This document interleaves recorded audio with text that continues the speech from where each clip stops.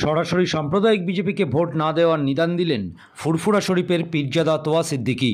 হাবড়ার আনোয়ার বেরিয়ায় একটি ইফতার সভায় এসেছিলেন তিনি। মঞ্চে ছিলেন এবং মঞ্চে তার সাথেই ছিলেন বারাসাত লোকসভা কেন্দ্রের প্রার্থী তৃণমূলের কাকলি ঘোষ দস্তিদার। তোয়া বলেন, সরাসরি কাকলিদিকে ভোট দিতে বলবো না, তবে কাকলিদি ভালো মানুষ।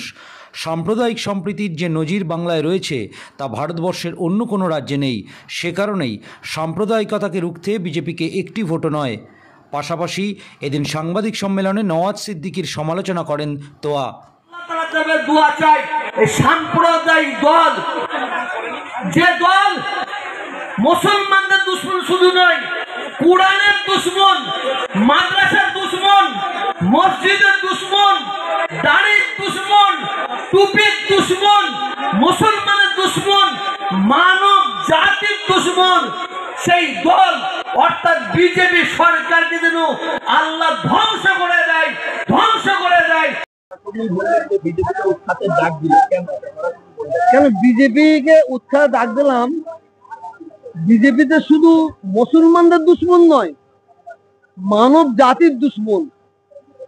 বিজেপি ক্ষমতায় আসার আগে, ভারত স্বাধীন হওয়ার পর থেকে ভারতবর্ষে কে হিন্দু, কে মুসলমান, কে খ্রিস্টান, এইটা আমরা জানতে পারতাম না। আর তো যে আজকে এই ভারতবর্ষে কোটি কোটি মানুষ বাস করে, উচ্চশিক্ষায় শিক্ষিত ছেলে মেয়েরা, তারা চাকরির জন্য পাগল, সেই লক্ষ্য বিজেপি সরকারের নাই। কোটি কোটি ছেলে মেয়েরা তারা বেকার ঘুরে বেড়াচ্ছে, তাদের কাজের কোনো কাজ করার কলকারখানা নাই। আমি বিজেপির বিরুদ্ধে কোনোদিনই বলতাম না, কেন বিজেপির কোনো কাজ নাই। বিজেপির তো একটাই কাজ, ক্ষমতা আসার পরে মন্দির আর মসজিদ, হিন্দু আর মুসলমান, এই দিয়ে মানুষকে ঠকিয়ে বেশি দিন চলতে পারে না।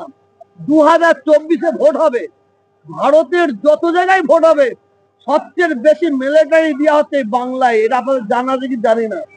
আমাদের ভয় হচ্ছে মিলিটারিরা বাংলার ভোটারদের বেরোতে দেবে তো, এটা আমাদের ভয় হচ্ছে। ভারতবর্ষের যত জায়গায় ভোট হচ্ছে সবচেয়ে বেশি মিলিটারি দেওয়া হচ্ছে বাংলায়। এটা আমাদের একটা ভয় হচ্ছে, মিলিটারিরা আমাদের ভোটটা দিতে দেবে তো, না আমাদের আটকে দেবে, এইটা কিন্তু আমাদের ভয় হচ্ছে।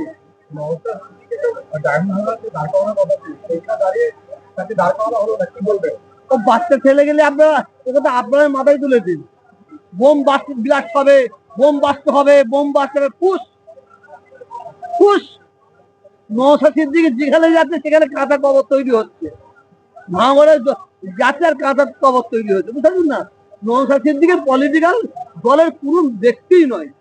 ওই একটা যে ঘরের মানুষ ছিল, সম্মানের ঘরের মানুষ ছিল, ও নিজের ইজ্জতটা মানে শেষ করেছে, আর ওর দ্বারাই ফুরফুরা ছেলের অনেক ইজ্জত নষ্ট হয়েছে। আমি বলবো যে বাংলার মাটি সম্প্রীতির মাটি, ভারতবর্ষের মাটি সম্প্রীতির ভারতবর্ষ। আমাদের সংবিধান অসাম্প্রদায়িক কথাবার্তা বলে। কোনোদিনও ভারতবর্ষে কোনো ধর্ম বিদ্বেষীর জায়গা ছিল না।